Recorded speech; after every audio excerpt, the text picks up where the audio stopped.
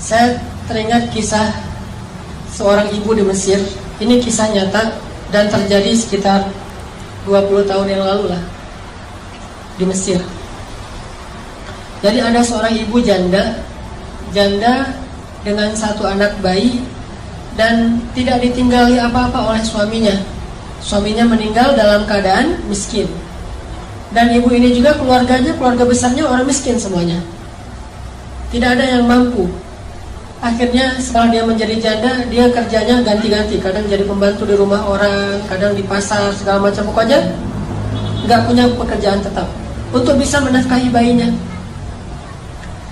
Baru sekitar sebulan ditinggalkan suaminya, bayinya sakit keras, panas tinggi, panas luar biasa.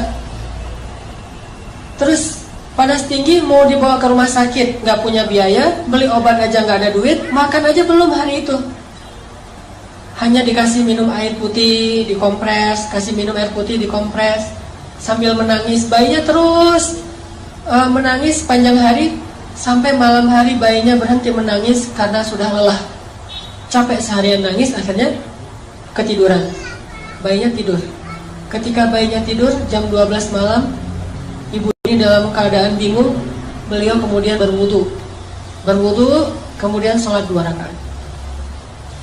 Setelah selesai sholat 2 rakaat, ibu ini berdoa kepada Allah, Robbi, saya ini adalah perempuan yang tidak punya wali, tidak punya suami, tidak ada yang menafkahi saya. Sedangkan saya punya seorang anak dan dia sekarang sakit. Suami saya baru meninggal. Dia curhat sama Allah. Jadi kalau kita doa sama Allah tuh curhat dulu, jangan to the point. Ya Allah minta ini, minta itu. Curhat dulu kayak Nabi Zakaria. Kayak gimana doa Nabi Zakaria? Rabbi inni wahanal 'azmu minni washta'ala ar-ra'su shayba wa lam akum bidu'aika rabbi syaqiyya. Rabbi, tulang saya sudah lemah, rambut saya sudah putih. Curhat dulu masalah kita apa. Dia curhat kepada Allah tentang masalahnya. Dia nggak punya uang untuk beli obat, nggak punya nafkah, bahkan hari ini makan juga belum. Terus dia bilang di akhir doanya, Rabbi, aku pasrahkan hidupku ini kepadamu. Aku serahkan urusan masalahku ini kepadamu. Berilah jalan keluar kepadaku dan anakku, wahai Allah. Dia berdoa kepada Allah, minta diberikan jalan keluar. Akhirnya pas habis berdoa, tiba-tiba ada orang yang ketuk pintu rumahnya. Assalamualaikum. Dibukain pintu seorang laki-laki. Assalamualaikum. Mana anakmu yang sakit? Saya seorang dokter. Mana anakmu yang sakit? Akhirnya ibu ini heran. Dokter datang ke rumahnya sendiri padahal dia nggak manggil. Ditunjukin. Dokter ini meriksa bayi itu. Diperiksa sama dokternya. Setelah diperiksa, dibuatin resep obat. Terus dokternya bilang kepada ibu, nih resep obatnya, silakan beli obatnya di apotek segera. Ini kasihan anaknya udah terlalu panas dan harus segera diberikan obat. Terus saya mau pulang, silakan diselesaikan administrasi, minta bayar. Ibu ini bingung pas dokternya minta bayaran. Kata ibu ini, dokter, saya nggak punya uang.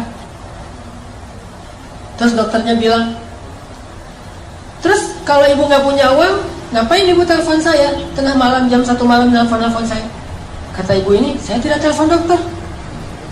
Terus dokternya keluarin kertas alamat. Ini benar nggak nih alamat rumah ini? Tadi yang nelfon soalnya nyebutin alamatnya ini nih. Kata ibu, benar ini alamat rumah saya. Terus mana laki-laki yang tadi nelfon? Kata ibu ini, saya nggak punya suami, nggak ada laki-laki di rumah. Ini telepon aja ibu, nggak ada di rumah. Handphone atau telepon rumah nggak ada. Baru dokter ini curiga.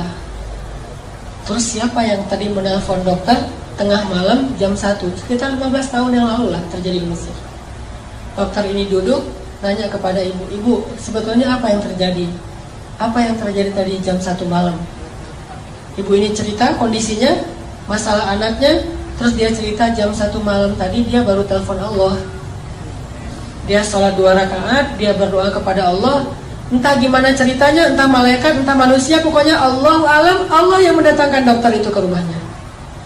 Mendengar cerita ini, dokternya merinding, terharu. Akhirnya datang lagi periksa lebih serius lagi bayinya. Terus keluar cari obat sendiri dokternya ke apotek, datang lagi kasih obat. kemudian ngasih lagi hadiah untuk keluarga ini untuk 1 bulan. Dan sejak saat itu dokter ini suka memberikan nafkah rutin kepada keluarga ini setiap bulan. Dan kadang-kadang dipanggil ke rumah untuk bantu-bantu di rumahnya. Artinya Allah punya banyak cara untuk membantu hambanya. Panggil aja Allah SWT. Ada apa-apa, telepon Allah. Dan telepon Allah itu paling enak tuh, gak pernah di-reject. Nelfon manusia di-reject tuh. Nelfon, kan suka ada tulisan saya lagi meeting, lagi nyetir kan ya, atau lagi galau gitu kan, bisa juga custom, bisa tulis sendiri lagi galau. Itu kalau nelfon manusia. Kalau nelfon Allah nggak pernah Allah nggak reject telepon hambanya. Ujibu da'watad da'i idza da'an. Saya pasti akan ngangkat telepon orang yang nelfon saya. Kalau kita analogikan dengan telepon, pasti Allah angkat.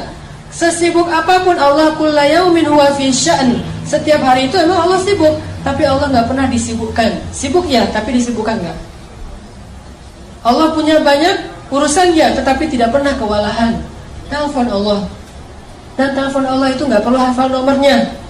Aduh, nomor telepon Allah berapa ya? Belum di save misalnya. Nggak perlu, tinggal bilang Allah, langsung ke connect ke langit. Nomor telepon Allah itu cuma bilang Allah aja. Robbi, ilahi, bebas, nomornya banyak.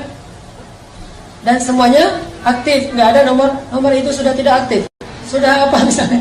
Nggak ada. Allah pasti mengangkat telepon kita. Dan menelpon Allah itu nggak ngabis-ngabisin kuota,